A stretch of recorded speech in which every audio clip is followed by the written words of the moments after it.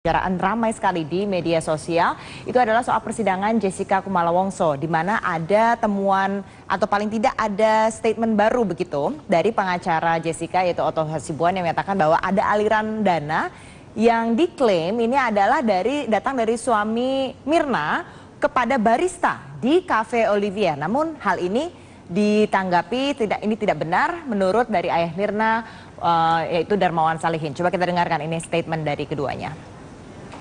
Berita acara oleh dokter, dia mengaku pernah ada orang mengaku polisi menuduh dia menerima uang 140 juta. Nggak ada, itu hoax. Dia wartawan, rekanan Mabes, benar. Jadi ingat ya, wartawan, rekanan Mabes, wartawan ece-ece. Apakah memang ada tersangka baru atau ada kira-kira sebenarnya Jessica ini tidak salah gitu dalam hal ini? Sudah hadir bersama kami Mas Reza Indragiri, psikolog forensik. Mas Reza, sepertinya ada statement baru yang memungkinkan adanya tersangka lain, bukan Jessica. Menurut Anda bagaimana? Saya orang yang sejak awal kasus ini mengemuka langsung mengutarakan sebuah spekulasi bahwa J, orang yang berada di kursi terdakwa, bukanlah pelakunya. Dengan demikian ketika ada informasi baru semacam ini bagi saya tidak terlalu mengejutkan. Tinggal lagi pertanyaan besar, siapa gerangan? Dengan kata lain, ya, ini tidak bisa hanya dianggap sebagai sebuah informasi sambil lalu saja.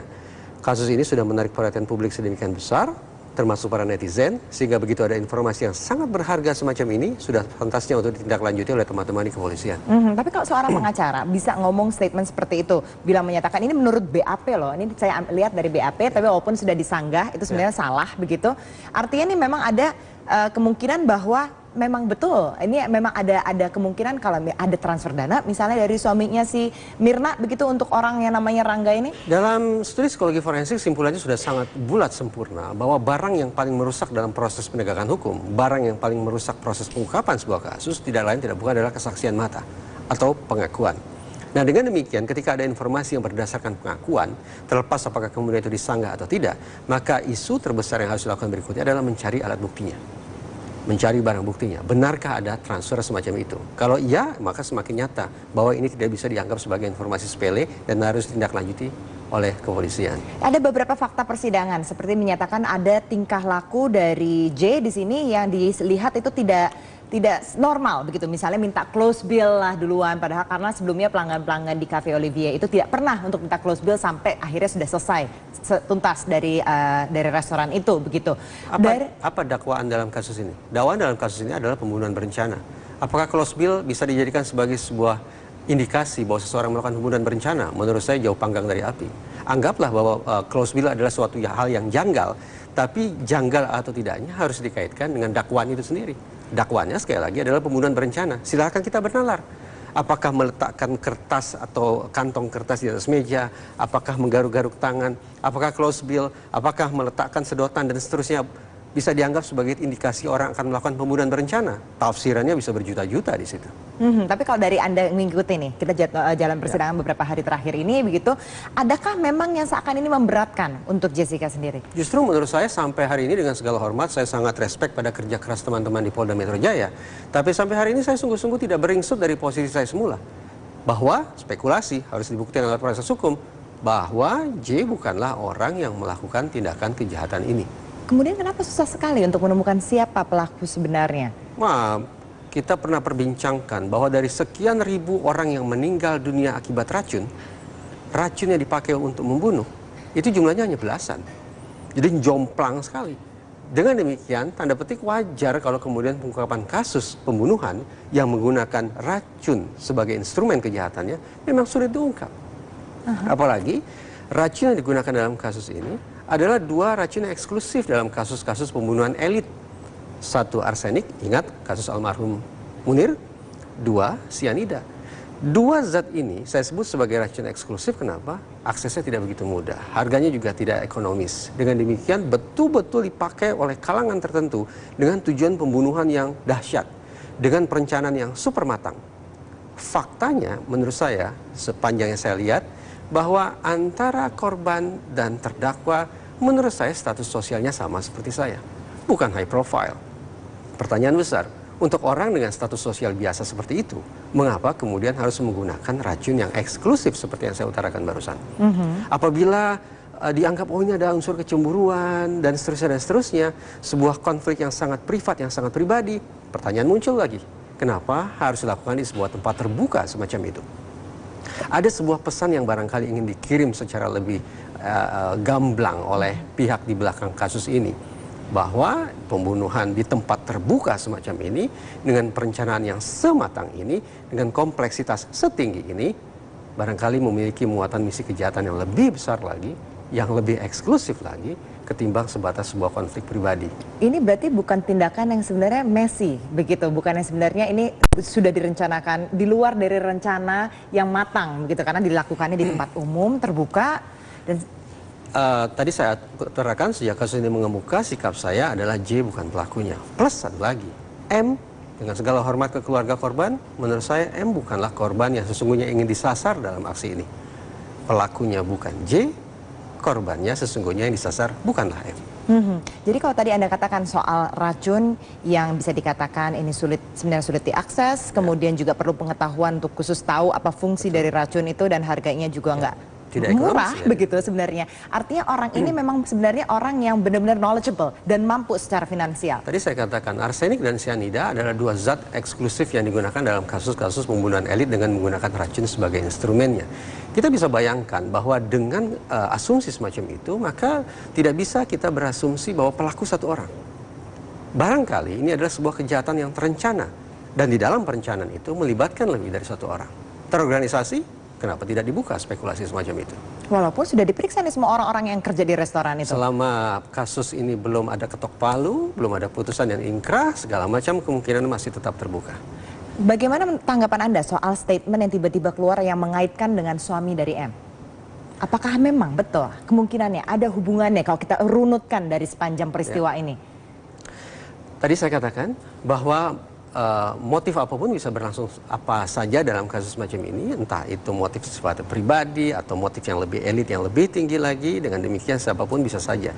Harap diingat bahwa walaupun J sudah duduk di kursi terdakwa, tapi dari sisi hukum status dia masih sama dengan saya, masih sama dengan Anda, masih sama dengan siapapun warga negara ini, yaitu belum bersalah atau tidak bisa dinyatakan bersalah pada saat ini karena masih berstatus sebagai terdakwa. Dengan demikian, apabila kita buka ruang spekulasi, jangan-jangan suami ini, jangan-jangan istri itu, jangan-jangan orang tua ini, jangan-jangan orang tua itu, sah-sah saja.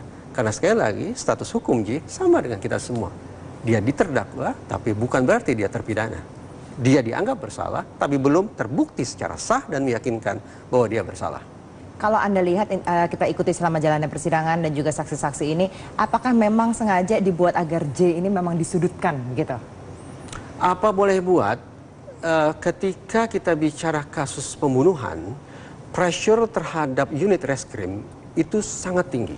Tidak hanya di lingkungan kepolisian Indonesia, tapi data global menunjukkan bahwa kerja sebagai personil polisi adalah kerja yang stressful, yang penuh dengan beban psikis. Salah satunya bersumber dari tekanan publik. Tambahan lagi, di dalam unit organisasi kepolisian, unit yang paling stressful itu adalah yang berkaitan dengan reskrim. Dengan demikian, memang dibutuhkan kehati-hatian ekstra. Apabila kemudian tekanan masyarakat sedemikian tinggi, ekspektasi terungkapnya kasus sedemikian besar, tapi kemudian terkesan seperti kejar target, jangan salahkan publik kalau kemudian publik menjadi menaruh sangka, benarkah kerja investigasi ini sudah dilakukan sebagaimana mestinya. Awal dulu saya sempat kritisi seperti ini. Dari satu kasus beranak pinak menjadi dua, berkembang biak menjadi tiga. Apa penyebabnya? Koordinasi antar unit di kepolisian menurut saya masih harus ditingkatkan lebih baik lagi. Mari kita buka kembali rekaman kita. Bagaimana ada beberapa unit di dalamnya, unit reskrim, unit humas, dan lab 4. Pada saat itu, seperti dengan segala hormat, seperti kurang bisa memposisikan dalam area yang sebagaimana mestinya mereka harus berperan. Seperti ada balap-balapan, saya tidak tahu balap-balapan itu apa. Tapi yang jelas tadi saya katakan, koordinasi kerja antar unit kepolisian harus ditingkatkan lebih baik lagi. Kenapa? Untuk memastikan bahwa akhirnya konsentrasi personil dan konsentrasi masyarakat terfokus hanya pada pengungkapan kasus, bukan pada isu-isu sampingan semacam adanya rivalitas dalam unit kepolisian dan seterusnya. Oke, ini sebenarnya terus terang saja ini menjadi perhatian orang karena sebenarnya masih menjadi teka-teki besar gitu, ditambahkan ada fakta-fakta persidangan yang baru. Terima kasih banyak Mas Reza Indragiri atas waktunya bersama kami, dan kita akan kembali. Ya. Ini tidak bisa hanya dianggap sebagai sebuah informasi sambil lalu saja.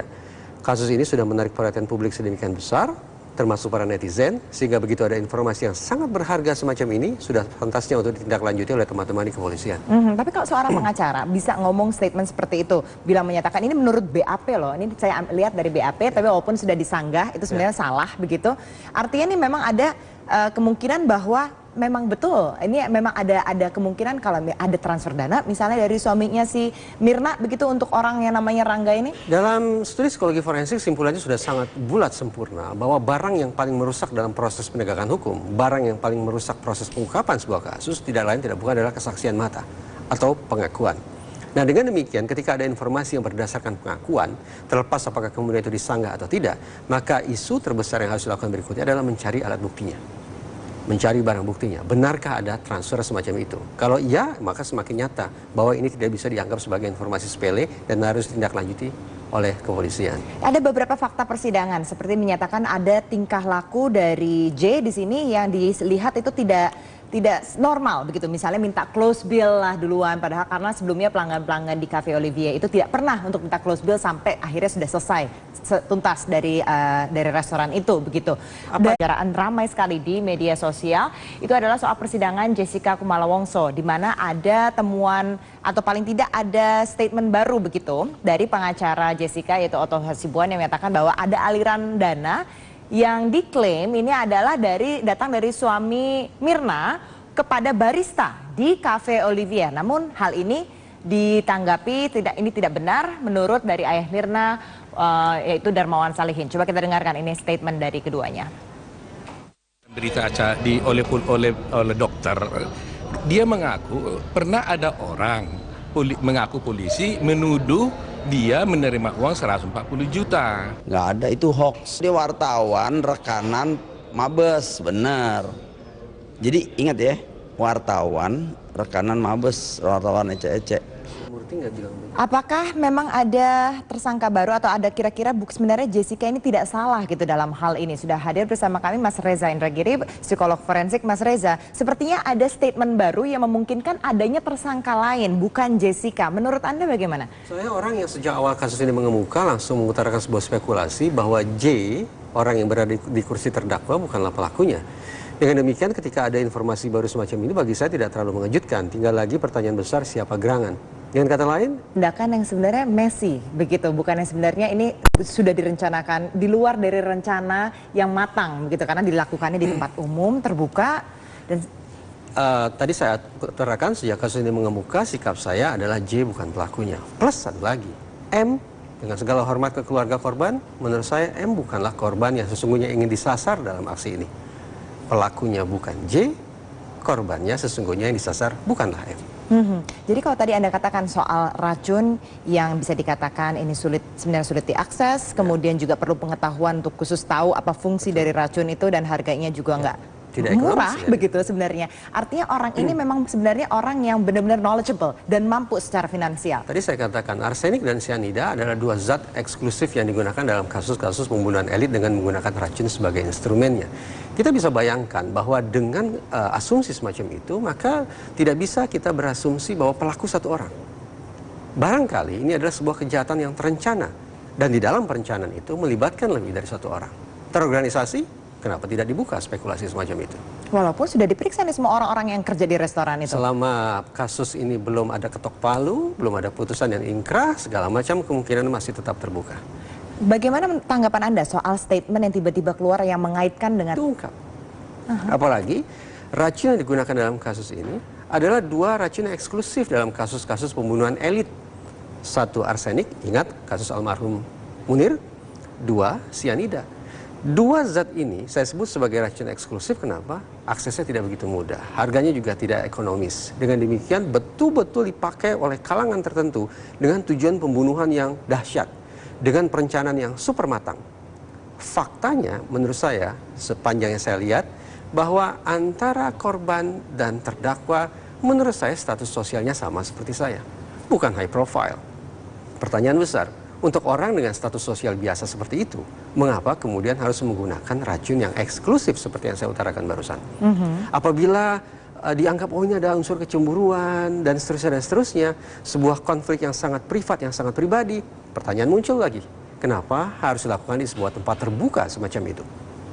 Ada sebuah pesan yang barangkali ingin dikirim secara lebih gamblang oleh pihak di belakang kasus ini, bahwa pembunuhan di tempat terbuka semacam ini dengan perencanaan yang sematang ini, dengan kompleksitas setinggi ini, barangkali memiliki muatan misi kejahatan yang lebih besar lagi, yang lebih eksklusif lagi ketimbang sebatas sebuah konflik pribadi. Ini berarti bukan Apa dakwaan dalam kasus ini? Dakwaan dalam kasus ini adalah pembunuhan berencana. Apakah close bill bisa dijadikan sebagai sebuah indikasi bahwa seseorang melakukan pembunuhan berencana? Menurut saya jauh panggang dari api. Anggaplah bahwa close bill adalah suatu hal yang janggal, tapi janggal atau tidaknya harus dikaitkan dengan dakwaan itu sendiri. Dakwaannya sekali lagi adalah pembunuhan berencana. Silakan kita bernalar. Apakah meletakkan kertas atau kantong kertas di atas meja, apakah menggaruk-garuk tangan, apakah close bill, apakah meletakkan sedotan dan seterusnya, bisa dianggap sebagai indikasi orang akan melakukan pembunuhan berencana. Tafsirannya bisa berjuta-juta di situ. Tapi kalau dari Anda mengikuti nih, kita jalan persidangan beberapa hari terakhir ini begitu, adakah memang yang seakan ini memberatkan untuk Jessica sendiri? Justru menurut saya sampai hari ini dengan segala hormat saya sangat respect pada kerja keras teman-teman di Polda Metro Jaya. Tapi sampai hari ini saya sungguh-sungguh tidak beringsut dari posisi saya semula. Bahwa spekulasi harus dibuktikan lewat proses hukum bahwa J bukanlah orang yang melakukan tindakan kejahatan ini. Kemudian kenapa susah sekali untuk menemukan siapa pelaku sebenarnya? Kita pernah perbincangkan bahwa dari sekian ribu orang yang meninggal dunia akibat racun yang dipakai untuk membunuh, itu jumlahnya hanya belasan. Jadi jomplang sekali. Dengan demikian, tanda petik wajar kalau kemudian pengungkapan kasus pembunuhan yang menggunakan racun sebagai instrumen kejahatannya memang sulit